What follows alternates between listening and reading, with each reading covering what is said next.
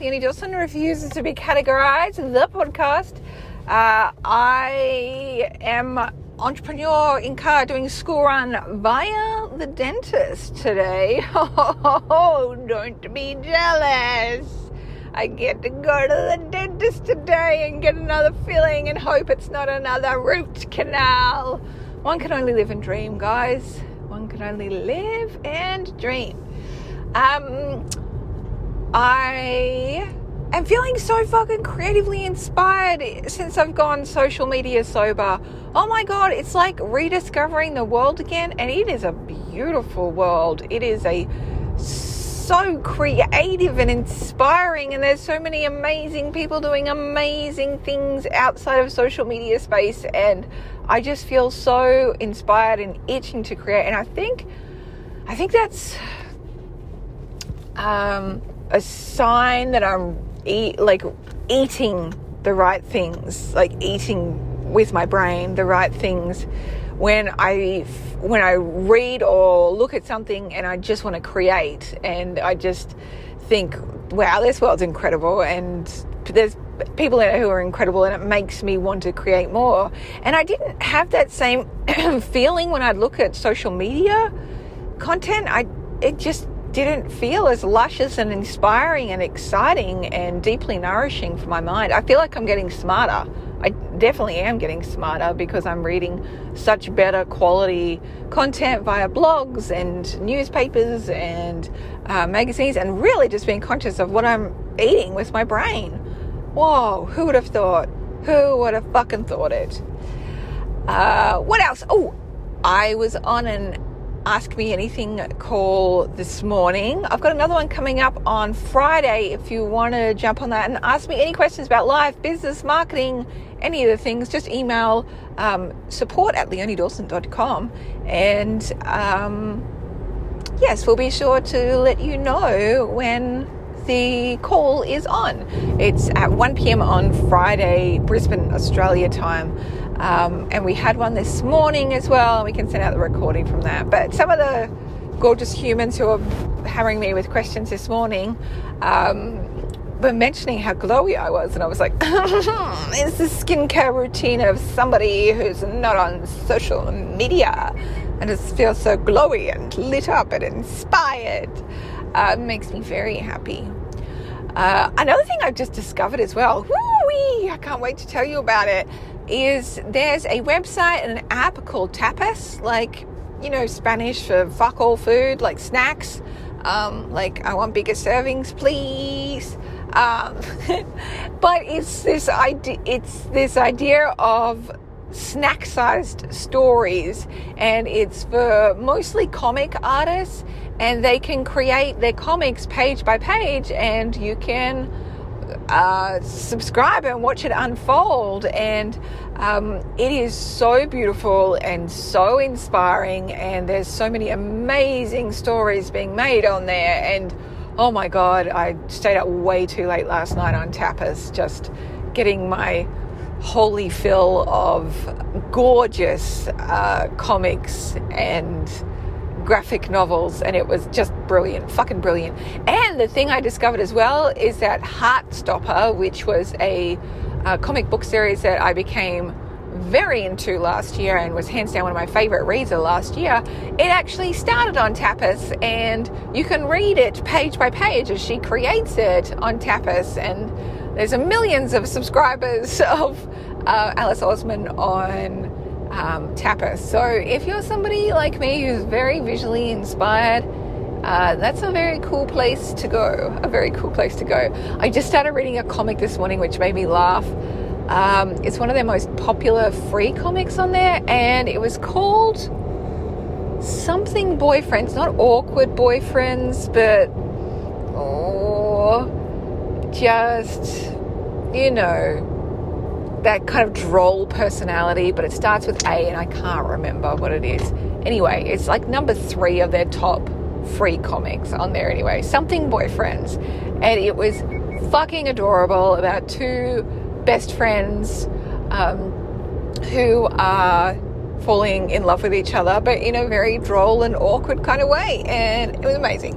I can't wait to read the rest of it. Sign me up. There goes the rest of my life, because I'll just be very happily on tapas. Reading all the cool stuff on there. And guess what? It's time that I feel like I'm actively looking for really good shit now. Because I haven't wasted my time. I'm not wasting my time on social media anymore. My screen time's definitely down. I'm reading way more than ever. But when I am reading screens, like I'm reading blogs or newly discovered tapas and just reading good shit. And it is really inspiring me, and I think it makes me a more interesting wife as well, because now I have things to talk about. Have you ever felt like when you're on social media and you scroll for fucking a couple of hours and you don't even know what you've just seen, and somebody's like, oh, what did you just see? And you're like, I don't know. I got no conversational starter points. But this, like doing it this way and feeding myself better brain nutrition, I have interesting things to talk about. So whenever me and my husband get time to just sit and talk with each other, I'm like, oh, I wanted to tell you about this thing I've discovered and this thing I read, and how did you know that ... And he's like, wow, that's amazing. And it's ended up having some really great discussion pieces. Similarly, I read, I think it was in Digital Minimalism or How to Break Up with Your Phone, about research that says when we read news online, or when we read, most content online, we're actually not taking as much information in, because there's so much distractions that are pulling our attention away in the form of ads and links and non-related imagery and all that kind of stuff. Whereas if you're reading a newspaper, then your brain doesn't have to work so hard against not getting distracted by the very distracting things. It can just read the content. And so I think Cal Newport was talking about how he doesn't surf the web for his news. He listens to NPR, National Public Radio, and he also subscribes to a once a week newspaper, and finds that gives him a better and more comprehensive understanding of the news, what's happening in the world, and how he can play a part of it without it consuming all his day. And so he was giving examples of a few different people about how they choose to consume information. And he talked about one guy who thought he needed to use Twitter as a way to stay up to date on the news, and discovered, something that took him 10 hours a week, he could very readily replace with 1 hour a week of reading a newspaper and feel better informed. And the thing about newspapers as well is that you are paying for a more comprehensive and considered response to the news, really. Well, it depends on what kind of news you're reading. But, a lot of the shit that you can read online, like especially fucknews.com.au and its clickbaits, it's just what bullshit is going to draw the most amount of attention, and the clicks and all that kind of rubbish. Whereas the idea of a newspaper is to provide a much more comprehensive point of view. And I discovered as well, like, especially over the last year or so, I'd really got into the habit of, felt like I had to stay on top of all the news constantly via websites and Twitter and Instagram stories and all that kind of stuff. And it left me feeling ragey and very demotivated about the world, and in quite a glum state about the state of the world. And being more informed did not necessarily, in those ways, did not necessarily push me to make any great changes that would actually help the situation. I was just continuing to eat the outrage.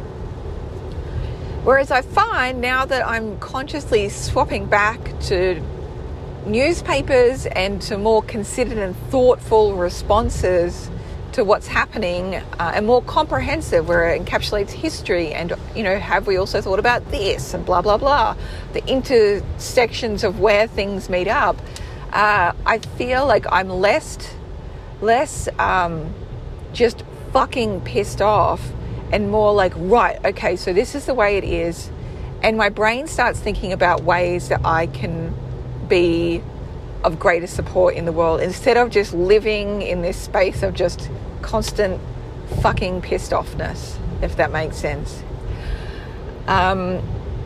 So it's much better for me mentally, and I think it's going to end up much better for me in terms of it's better for the world, because me just inhaling this fire hose of information and outrage wasn't educating me in a way that would enable me to make better choices and better changes in my life. So yeah, that's kind of what I'm thinking of. I think there's been some like amazing and important things that have come about, of course, on Twitter, Instagram, and all that kind of stuff. Like, I think the Black Lives Matter movement was really able to do a huge amount of education to people who may not have understood as much about it before. But for me personally, I still prefer to be learning through more larger pieces of writing. So I prefer to, like, okay, great, that's an awakening moment, but now let's read some books about anti-racism, let's actually adopt some principles in our life on anti-racism. So that's kind of where I'm ending up with. So I'm going to go back to reading newspapers and I was subscribed for years. Oh, I want to share this with you. I was subscribed for years. For 20 years, I've read the Weekend Australian newspaper. And I didn't know for that whole time that it was owned by Murdoch. And for me personally, it was, I really, really love the Weekend Australian magazine specifically.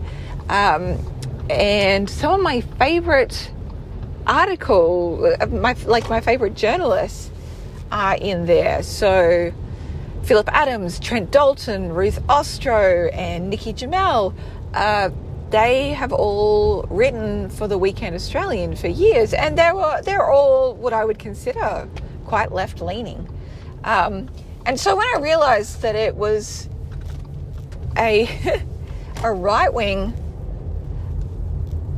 owned by Murdoch, who's right-wing, I was like, fuck, like, how do I reconcile the fact that my very favourite newspaper is owned by Murdoch?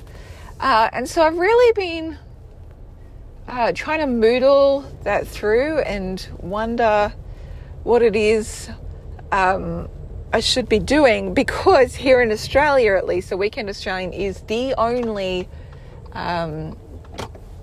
it's the only national paper on weekends. We've got the Sydney Morning Herald and the Age, but those are, it's the Melbourne Age. So those are kind of like city-related papers. And I was also thinking about the fact that I don't like giving my money to supporting Murdoch. However, I didn't realise for 20 years that it's owned by, a right-wing person. And obviously are publishing stuff that is not just right-wing. And 20 years of me reading that paper has not resulted in me becoming right-wing. It's just resulted in me becoming more left-wing. And again, it's not really a right-wing paper. It's owned by someone who is right-wing. And I'm sure there is some kind of journalistic slant, though Phillip Adams has talked about the fact that he's worked for years and years as a massive lefty and hasn't really had to censor himself at all. I think the only times that I've seen where it does have an influence, where it's kind of got a right-wing influence, is that sometimes they have kind of personality-based